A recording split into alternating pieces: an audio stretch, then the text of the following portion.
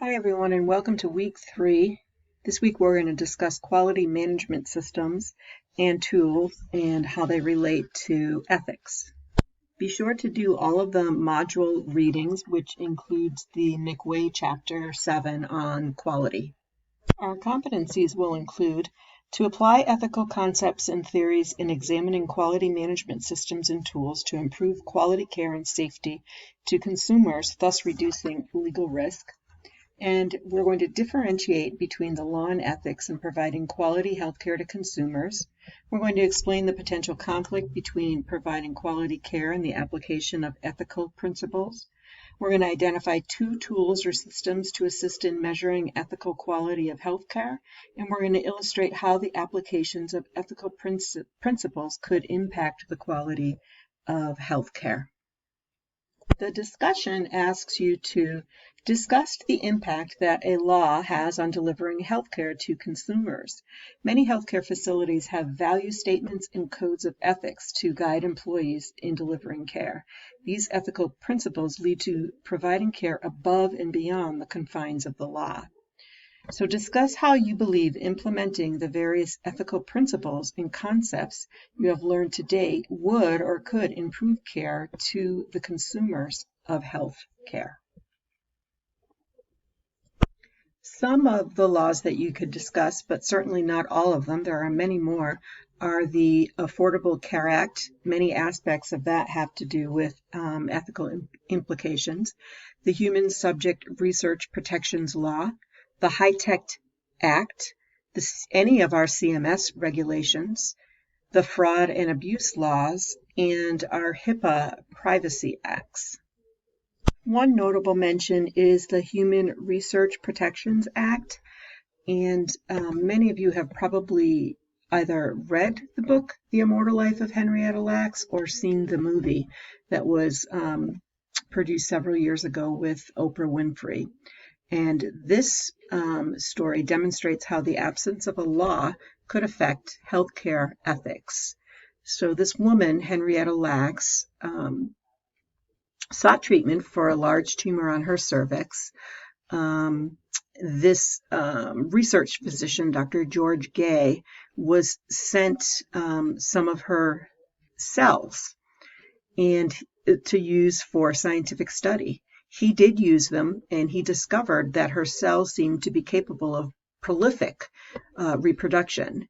So he went on to use her cells for years and years, and this work included at least 2 Nobel Prizes. The trouble is that Henrietta Lacks and her family, none of them realized that her cells were being used in research.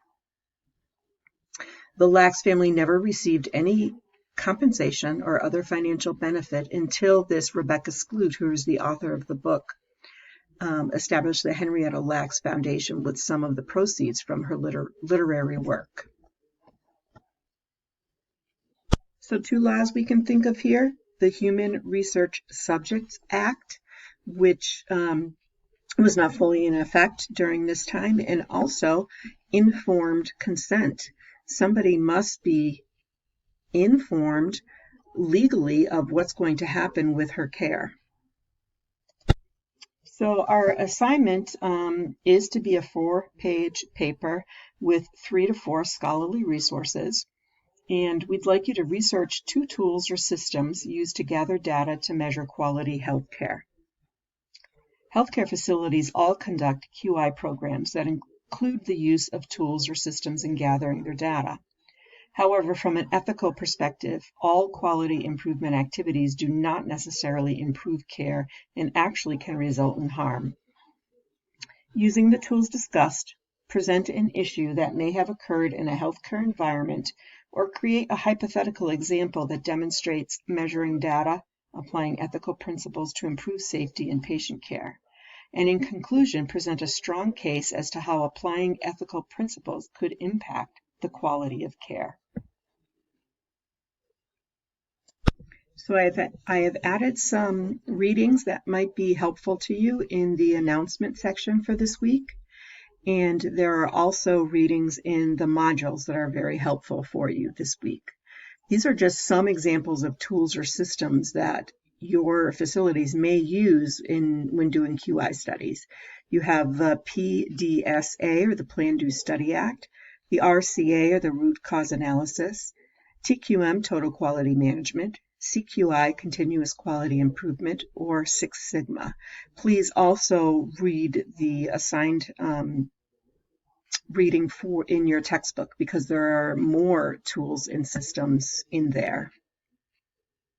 So the gist of our assignment is asking us to discuss how some improvement activities may not necessarily improve care, but may result in harm. Some things that we might think of are the unintended effects on resource utilization, including effects on costs, as well as the inability to apply programs across different populations, which can affect disparities in care. So let's think of our CHF patient readmission policies. Our CMS regulations recommend that our CHF patients are given certain medications and education and discharged in a certain timely manner. But sometimes discharge processes can lead to ethical dilemmas when handled inappropriately. For example, it appears to be in the patient's best interest to discharge them to home in a timely fashion. But what if they come from an unsafe environment, and discharging them would violate the ethical model of non-maleficence? What if the discharging physician is unaware of the patient's social situation? He or she might accidentally cause the patient harm by sending them home.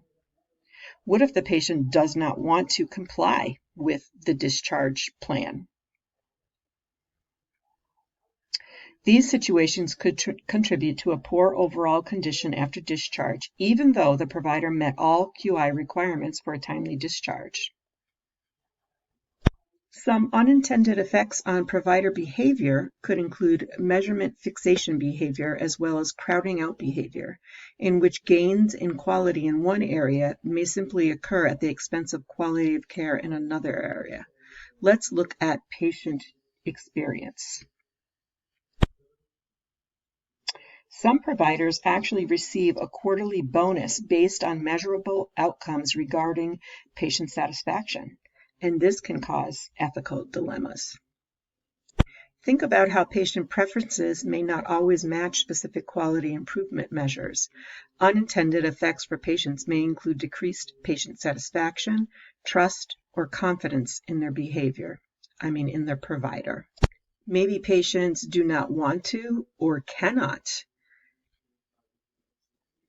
partake in the actions that are required for the particular QI study.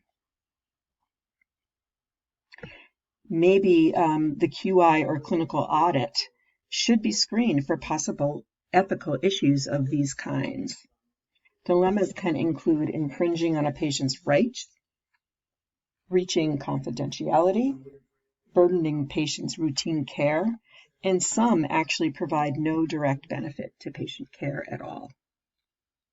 So please, as always, reach out to me with any questions. We could always do a quick phone call, a Zoom meeting, or a simple email. Just let me know. If you would like to do a Zoom or a phone call, please call me, email me, or text me first, and we can arrange a good time, as I do work another position. So sometimes if you call me directly, I'm not able to answer, as I may be teaching a class or something. Have a good week, and let me know if you need anything. Thanks. Bye-bye.